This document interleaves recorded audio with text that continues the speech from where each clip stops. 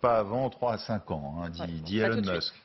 Sur ce plateau, merci à Rachel Kahn, juriste en droit international, d'être avec nous. À vos côtés, Christian Maigrelis, vous êtes ancien conseiller de Mikhail Gorbatchev et auteur du livre « Le naufrage de l'Union soviétique ». Vous étiez vraiment aux premières loges à ce moment-là, en 89, 90, 91, les choses vues aux éditions transcontinentales d'édition.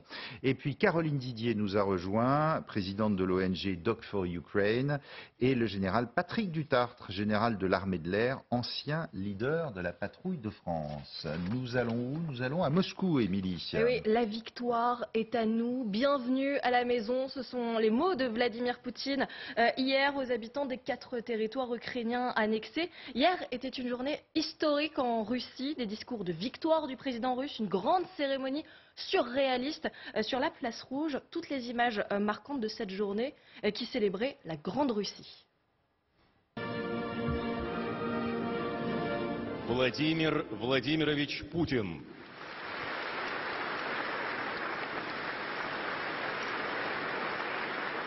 Les habitants de Lugansk, Donetsk, Kherson et Zaporijjia deviennent nos citoyens pour toujours.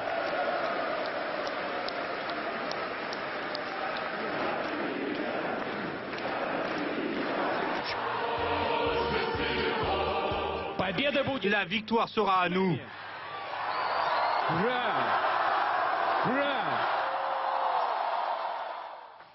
Rien ne nous a été épargné hier soir. Christian Maigrelis, quand vous voyez ces images du show Poutine, d'abord devant les oligarques au Kremlin et puis sur la place rouge, qu'est-ce que vous vous dites? On est dans quoi là? On est dans du surréalisme, on est dans un rêve, on est dans un monde à la 1984. Mais malheureusement, c'est un monde dangereux parce que ces gens-là ne sont pas des pantins. Ils ont des moyens considérables et ils ont les moyens d'anéantir la race humaine, tout simplement. Donc c'est grave. Derrière les projecteurs, derrière les envolées de la foule, attention, Rachel Kahn, on est dans quoi là encore? On a l'impression d'avoir, enfin, victimisation de Poutine qui dit tout ce qui nous arrive c'est l'Occident, la Grande Russie qui remet en cause absolument tout. Qu'est-ce que vous en pensez? Déjà évidemment il y a le show, puis cette volonté de consacrer juridiquement, c'est-à-dire que sa parole politique se consacre juridiquement pour dire effectivement qu'on est dans la Grande Russie, qu'on est sur l'ensemble de ces territoires, ce qui ensuite, lorsqu'il y aura une agression, ou notamment des tirs sur ce territoire-là, il va inverser au fond l'application du droit international pour dire qu'il a été attaqué. Et c'est ça en fait l'objectif de tout ce show. Et puis aussi, il y a un objectif de mobilisation des foules, de mobilisation des troupes, de gargariser en fait ce peuple. Et bon, effectivement, moi je partage parce que ce ne sont pas des pantins, ce sont des gens qui ont les moyens et ensuite, donc il y a cette volonté finalement. On dit souvent que la guerre c'est la politique par d'autres moyens, et bien là, ce discours-là, c'est aussi de la politique mais qui suit le prolongement de ces attaques sur les territoires. Alors on va l'écouter, Vladimir Poutine, il s'est exprimé hier à 2 reprises et il l'a dit, les habitants ont voté et ils voulaient rejoindre la Russie. Les habitants des républiques populaires de Donetsk, de Lugansk, des régions de Zaporijjia et de Kherson, ils ont opté pour être réunis avec la patrie, être réunis avec son peuple, pour nous battre. Et c'est la Russie et la vérité qui sont à nos côtés. Caroline Didier, vous qui êtes la présidente de l'ONG Doc for Ukraine, qu'est-ce que ça vous évoque quand Vladimir Poutine dit notamment « bienvenue à la maison » à ses habitants?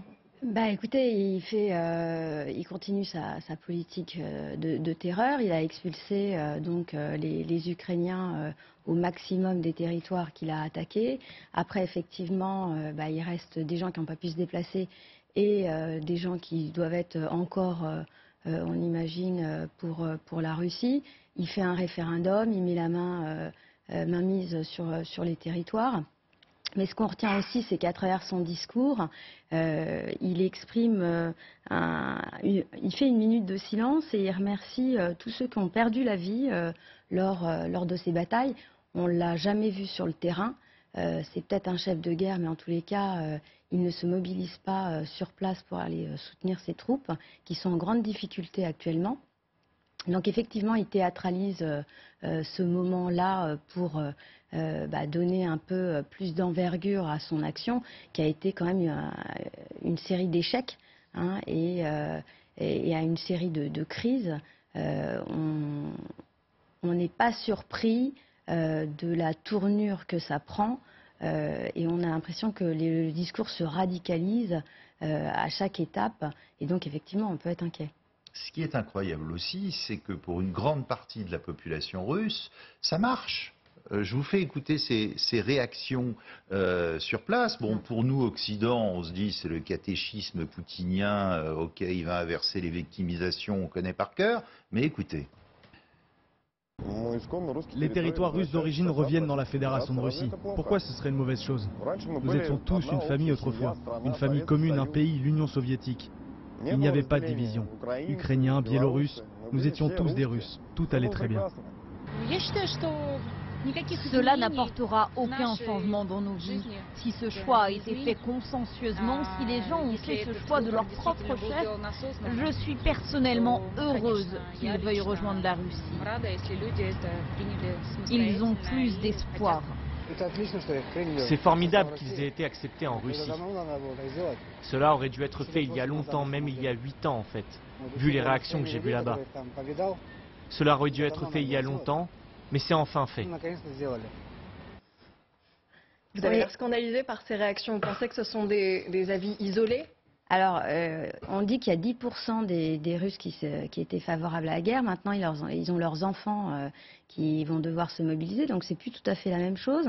Il y a une enquête d'opinion qui a été faite par le centre Levada, qui est indépendant du pouvoir, et il y avait 23% seulement des Russes qui disaient être fiers de la Russie. Et les mots qui sont ressortis étaient un sentiment d'anxiété, de peur, d'horreur. Le choc est apparu aussi, la colère, l'indignation sur l'enquête d'opinion. Donc le reste des gens qui ont participé à l'enquête ont évoqué ces mots-là par rapport à leur indignation et à leur peur. Mais vous avez vu la place rouge, elle est pleine là, hein, quand même. Oui, mais, alors c'est pas une enquête d'opinion. Comment elle a été remplie? Oui. Au niveau des entreprises, ils ont demandé à leurs salariés d'y aller, c'était fortement recommandé. Voilà. Et après, on sait que obligatoirement sur ces régimes-là, quand il y a des événements, les gens sont choisis. Général Duterte, par-delà les mots, le show poutinien et tout, qu'est-ce que vous avez retenu du discours du président russe là?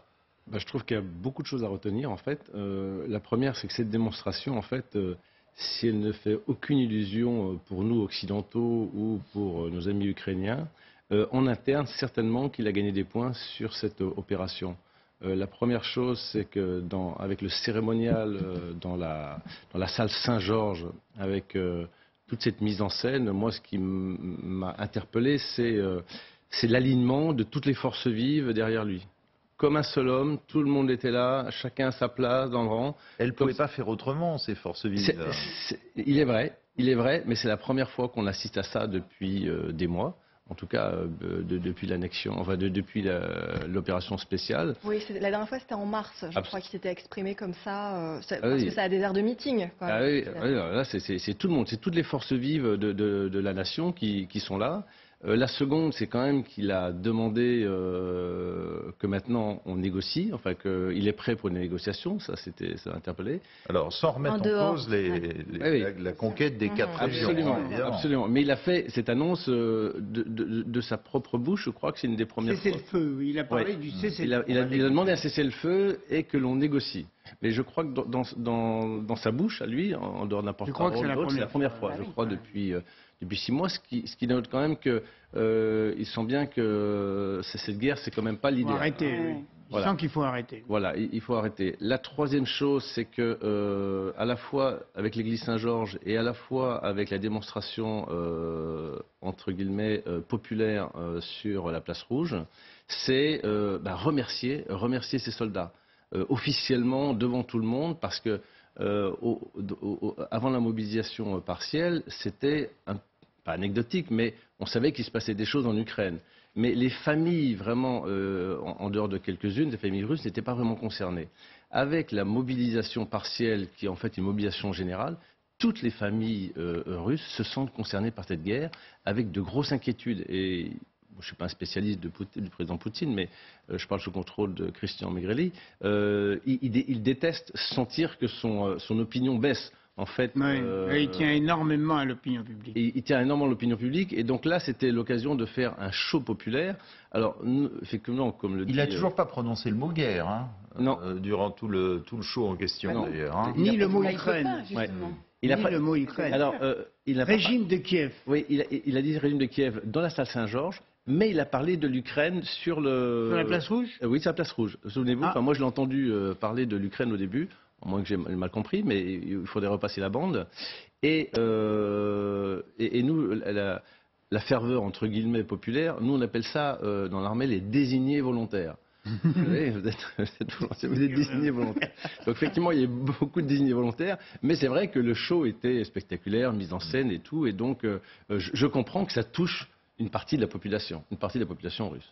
J'allais dire, là où il ne manque pas d'air tout de même, c'est que sur les 4 régions, il y en a toute une partie qui est toujours sous contrôle ukrainien, Émilie. Justement, on va faire le point, puisque ces annexions, vous allez le voir sur la carte, concernent 4 régions à l'est de l'Ukraine, Louhansk, Donetsk, Zaporijjia et Kherson. Donc là, ce que vous voyez, ce sont les frontières administratives. Et on sait qu'il y avait déjà une partie du Donbass et des 2 régions de Louhansk et Donetsk qui étaient déjà sous l'autorité des pro-russes.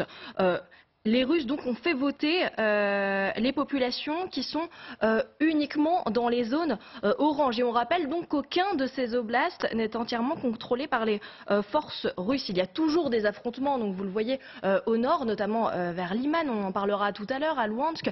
Zaporijjia, finalement cette région-là, elle n'est toujours pas complètement contrôlée par la Russie, puisque la ville de Zaporijjia, qui est plus au nord, appartient toujours aux Ukrainiens, et la centrale de Zaporijjia, en revanche, qui est plus au sud, est entre les mains des Russes.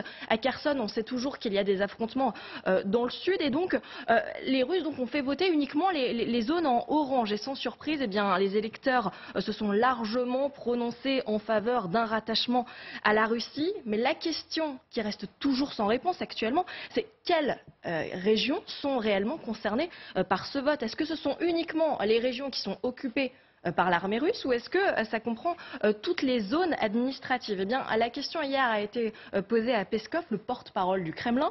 Écoutez sa réponse, visiblement, c'est toujours pas clair. Les républiques populaires de Donetsk et Louhansk sont reconnues par la Russie telles que leurs frontières ont été définies en 2014. En ce qui concerne les territoires de la région de Kherson et de la région de Zaporijjia, je dois encore clarifier ça. Je ne peux pas répondre à cette question pour le moment. Et qu'en sera-t-il du reste du territoire? Eh bien, pour le reste du territoire, il sera aussi libéré. Alors, le reste du territoire sera aussi libéré. Qu'est-ce qu'on doit comprendre à ça, Rachel Kahn? Et en plus, on ne sait toujours pas, donc, finalement, ce que ça inclura en Russie. Est-ce que tout le monde a a priori? Bien sûr, mais à mon sens, ce qui se passe là, d'un point de vue de la consécration juridique de ce référendum, ça vient finalement cranter un processus au long cours de russification. C'est-à-dire que la russification, il y a plusieurs méthodes, et je pense que sur ces territoires-là, donc il y a évidemment la langue, évidemment cette reconnaissance en grand des minorités russes, les histoires de mariage mixte, de reprendre aussi des patronymes russes, d'avoir une éducation en russe pour les enfants, de commercer en russe. Et finalement, là, ce qui se passe sur ces territoires-là, par rapport à ce vote, à mon avis, ça ne fait que consacrer des années et des années, depuis la révolution orange, en fait, de cette russification. Ensuite, maintenant, en fait, ils s'attirent le droit pour eux-mêmes. C'est ça l'idée. Et donc, libérer avec cette terminologie de libération, effectivement, ne jamais employer la guerre, toujours employer le terme de riposte pour montrer qu'ils ne violent pas le droit international, qu'ils ne sont pas dans l'ingérence, mais qu'ils sont dans une reconnaissance et d'une libération des droits fondamentaux, presque. Général, si la Russie revendique les 4 oblasts dans leur entièreté, ça veut dire qu'il faudra nécessairement que les troupes ukrainiennes quittent les territoires où il y a actuellement des affrontements. Oui, mais comme le reste du monde ne reconnaît pas, et d'ailleurs ce qui est intéressant c'est de parler de ce qui s'est passé à l'ONU hier soir à 21h, sur la condamnation de ce pseudo-référendum, ce n'est pas reconnu. Donc effectivement, le président Poutine est parfaitement dans sa logique. D'ailleurs, il écoute sa propre rhétorique. William Burns, patron de la CIA, le disait il y a quelques mois, mais il est toujours là-dedans. Il croit vraiment à ce qu'il parle. Il s'écoute même parfois dans son discours et il répète d'ailleurs toujours les mêmes choses. Mais le porte-parole du Kremlin lui-même ne sait pas trop où sont les frontières de ces oblasts pour l'instant. Mais personne ne le sait vraiment parce que la ligne de front, elle bouge presque tous les jours. Donc quelque part, c'est un peu normal. Mais ça n'empêche pas qu'il n'y aura il y aura aucune reconnaissance par le président Zelensky et par les Ukrainiens. Et donc, il est relativement logique dans sa propre pensée, mais il est reconnu par nulle part. Donc, ça va être évidemment un foyer de crise qui va durer plus assez longtemps. Mais regardez par exemple ces images, alors ces images de propagande évidemment, montrées par la télé russe, où on est où? Eh bien, on est dans les oblasts de Donetsk et puis de Lugansk, où avaient été mis ces écrans géants et où évidemment la foule pro-russe, vous le voyez, applaudit. Christian Maigrelis, je dirais, raisonnons par l'absurde. Après tout, s'il n'y a plus que des pro-russes là-bas, qu'est-ce qui peut empêcher Poutine d'avoir gagné? Il a fait le vide. Oui, moi je pense qu'il va y avoir un échange de population. Les Ukrainiens ou bien partiront en Ukraine, ou bien se fondront avec la population russe dans d'autres régions de la Russie. C'est une échange de population. C'est une politique permanente de toute l'histoire russe, ça, de changer les populations. Regardez les Tatars en Crimée qu'on a envoyés au Kazakhstan, qui sont un peu revenus. Regardez les Grecs de la mer Noire qui ont été envoyés au Kazakhstan, qui sont revenus. Enfin, l'empire est géré à l'ancienne, c'est-à-dire à la manière antique, où on peut prendre des populations, les déplacer au gré des Mais donc, politiques. quelque part, c'est quand même une victoire, ce qui s'est passé là, maintenant qu'il n'y a plus que des pro-russes. Oui, je ne vois pas comment maintenant ils vont pouvoir regagner un territoire qui est entre les mains des pro-russes, où ils vont avancer sans rencontrer d'assistance, d'aide, puisqu'il n'y aura plus d'Ukrainiens. Intéressant. On revient dans un instant. Si C'est une pratique constante dans toute l'histoire russe, à l'époque tsariste. On déplaçait des populations. D'ailleurs, on appelait la Russie la prison des peuples. Ah oui, à ce point-là. On va revenir dans un instant sur l'offre de cessez-le-feu, comme vous l'aviez annoncé, général de Poutine. Ça, c'est une première. Alors évidemment, cessez-le-feu sans remettre en cause les 4 territoires en question. À tout de suite.